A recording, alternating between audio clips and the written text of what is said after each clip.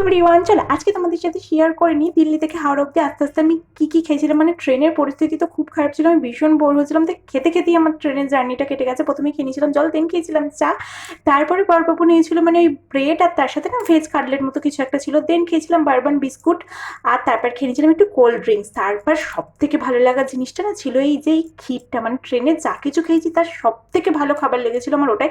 দেন আমাদের রাতের ডিনার চলে এসেছিলো, আমরা অবশ্যই একটাই থালি নিয়েছিলাম যেখানে ছিল রাইস, দু রকমের সবজি, ডাল, আর তার সাথে ছিল একটা সুজির মিষ্টি কিছু, যে খাবারগুলো একটাও আমার ভালো লাগেনি।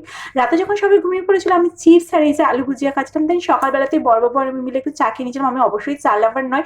তারপর আমি নিয়ে নিয়েছিলাম স্যুপ, চাটা বড়বাবুকেই দিয়ে দিয়েছিলাম। তারপর এই যে এটাকে বলে মানে ইডলি মনে হয়, মানে এত বাজে খেতে ছিল, মানে এর আগে আমি কখনো এত বাজে ইডলি খাইনি, ট্রেনের মধ্যেই খেয়েছিলাম। তারপরে এই যে একটু জুসটা খেয়ে নিয়েছিলাম, আমি লোকাল ট্রেনে উঠেছিলাম হাওড়া থেকে, না বর্ধমান থেকে বাড়ি আসার সময়, তখন খেয়েছিলাম সেই লোকাল ট্রেনের ঝালমুড়ি। চলো